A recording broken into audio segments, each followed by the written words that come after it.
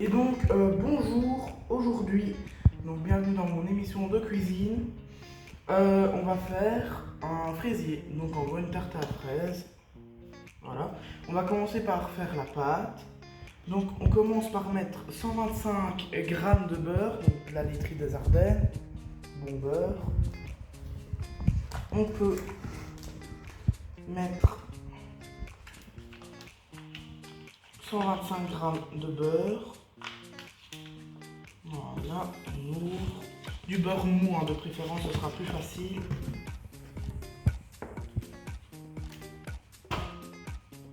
Donc 125 grammes. Voilà.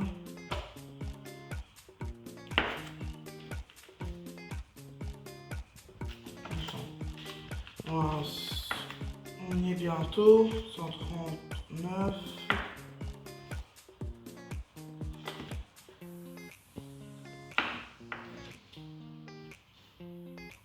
Voilà, 150. Et on peut directement le mettre dans la cuve, là. On peut le mettre. Voilà. Un petit bout. Allez, bien là. Voilà. Et après, on peut directement y ajouter les 250 grammes de farine. Ça fait de la poussière ici. Donc, on va pouvoir le mettre dans la cuve. Et on va le faire tourner vitesse 4 si vous avez un robot ou pas, vous faites à la main ou voilà.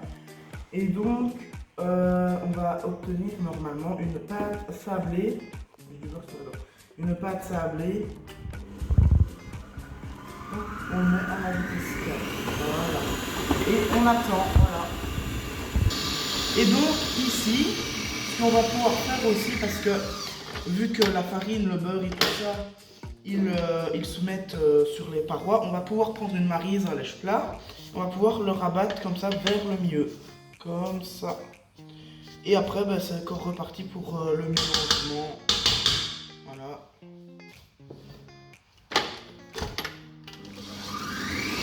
Voilà. Et donc, ici, on va pouvoir peser, oula, je me tiens la balance. On va pouvoir peser 50 grammes de sucre. Donc, 50 grammes.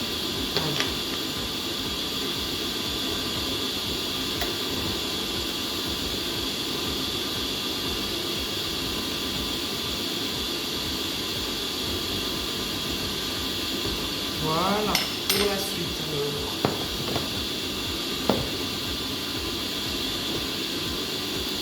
Et donc ici on va pouvoir y ajouter une pincée de sel, donc on peut directement le mettre dans le sucre, de toute façon on va devoir l'ajouter, voilà, une pincée.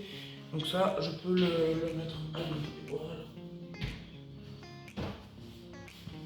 Et donc le sucre, on va pouvoir l'ajouter dans notre pâte qui maintenant ressemble donc à ça.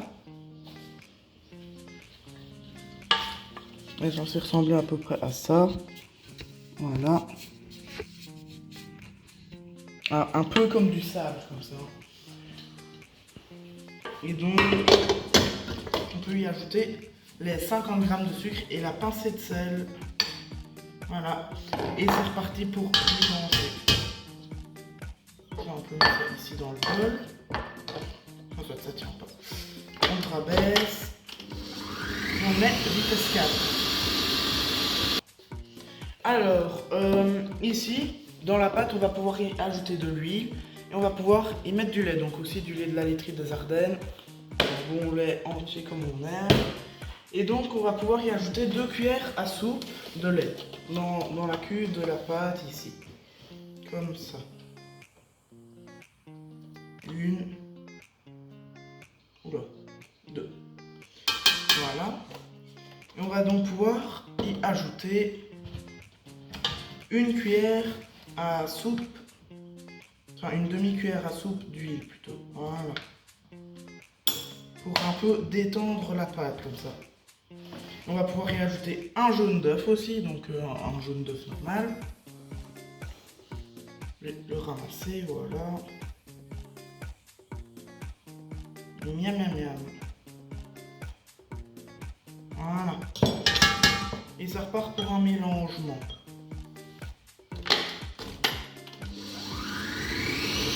Voilà. Et donc ici, voici notre pâte quand elle est finie. On va pouvoir la mettre 30 minutes au froid. Au frigo quoi. Et donc maintenant, ma pâte est bien au frigo, voilà. On va pouvoir faire la crème pâtissière. Donc, on commence. On va peser on va mesurer 500 ml de lait. Donc il est à 1 demi-litre là. Donc le lait de la laiterie des Ardennes, hein, toujours.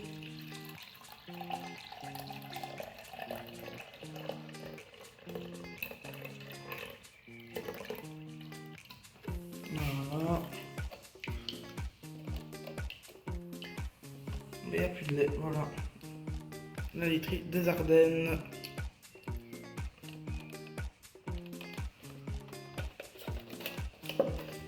Et donc, celui-là, on va pouvoir le faire chauffer. On le fait chauffer dans la casserole. Voilà. On le fait chauffer ici dedans. Voilà. Et voilà, donc on le fait chauffer et pendant ce temps-là, on va pouvoir donc y ajouter la gousse de vanille. Donc vanille de Madagascar, hein, on connaît. On va pouvoir l'ouvrir en deux.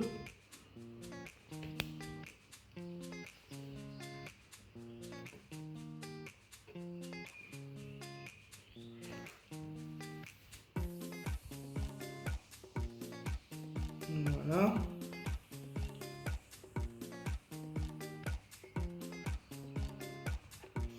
On va pouvoir mettre la vanille dans le lait. Voilà.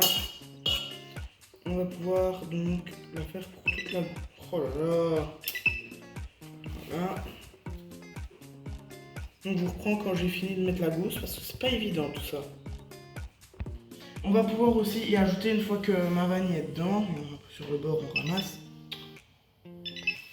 Voilà. Et donc on va pouvoir y ajouter une pincée de sel. Voilà, pas de trop non plus. Une belle pincée de sel, comme ça. Donc ici on va pouvoir travailler les œufs, donc 4 jaunes d'œufs. Voilà, précision. Donc on travaille les 4 jaunes d'œufs. Voilà. Je vais peut-être prendre un lèche-plat avant aussi pour ramasser. Voilà. On ramasse un peu le jaune là. Comme ça c'est bien. Et ensuite on va pouvoir y ajouter le sucre. Faites en sorte que ça tombe. On va y ajouter donc les 100 g de sucre. Et tout ça, on va blanchir la préparation. On va pouvoir le mettre dans le robot, voilà. Et on le bat vigoureusement. On va blanchir la préparation. Voilà. Et donc ici, on va pouvoir y ajouter les 60 g de farine dans le mélange blanc d'œuf. Donc on laisse tourner un peu. Et on va pouvoir y ajouter comme ça, tout doucement, les 60 g de farine en se mélangeant. Voilà.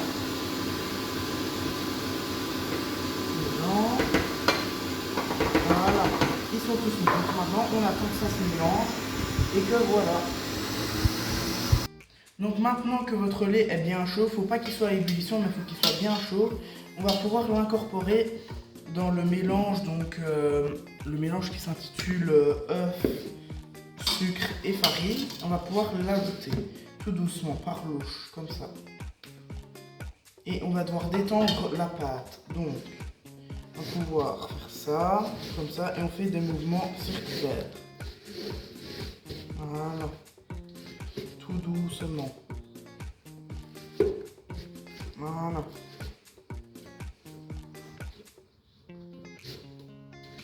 Donc je vous montre quand tout est incorporé et que je vous montre le résultat de cette pâte. Donc une fois que ça donne ça, voilà, donc on mélange, voilà, c'est beau. On va pouvoir l'ajouter dans une autre casserole, donc ça, on va pouvoir l'ajouter. Voilà.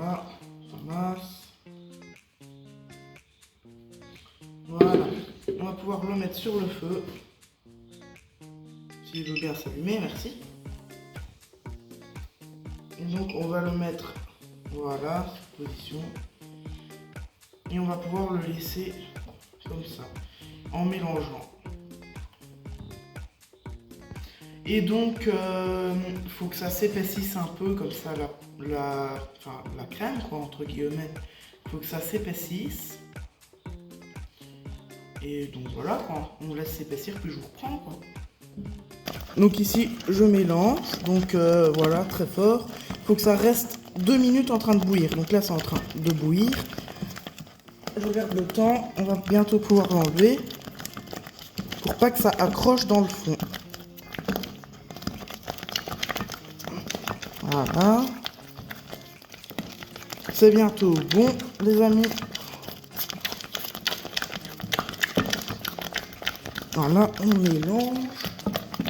On peut la mettre dans l'eau froide pour créer le choc. Voilà. Donc ici, on va pouvoir enlever notre pâte qu'on a mis au frigo. Voilà. Et donc, on peut la mettre sur notre plan de travail qu'on a fariné au préalable. On va pouvoir commencer à l'aplatir. N'hésitez donc pas à mettre de la farine sur votre rouleau à pâtisserie. Voilà. Et on peut faire ça. Donc je vous reprends quand elle est bien ronde, bien belle. Et que voilà, on peut faire de quoi. Donc maintenant, on l'a aplati, on l'a mis dans le moule et tout.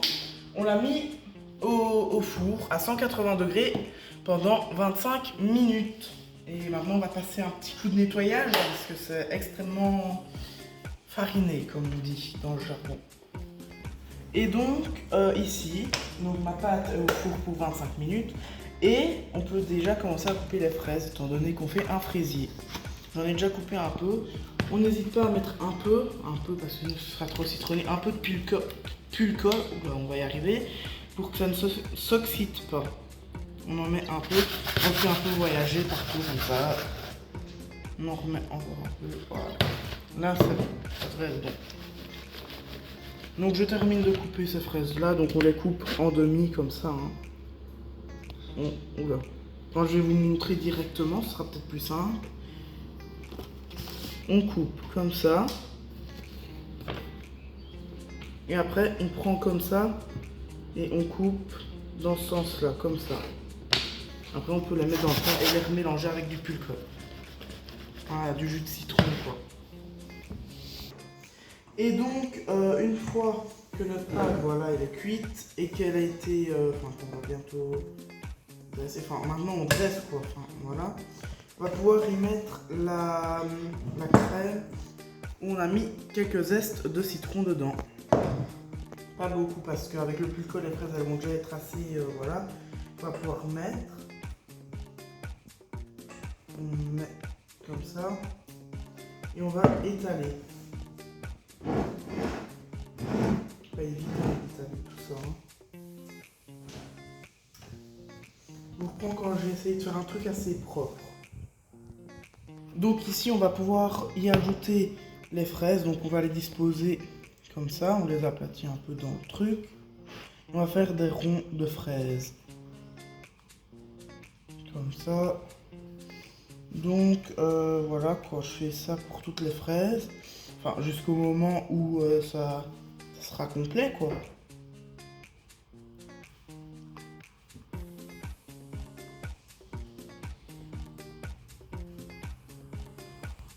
Et donc ici voilà, une fois que c'est dressé ça donne ça, voilà, tarte à la fraise, tout ce qu'il y a de plus tarte à la fraise. Également j'ai un peu râpé de zeste de citron comme ça, pour un peu donner un peu de couleur en plus du rouge. Et donc voilà quoi, après il reste plus qu'à la couper et à la déguster. Donc merci d'avoir suivi cette nouvelle vidéo. N'hésitez pas à vous abonner et à liker. Voilà, au revoir.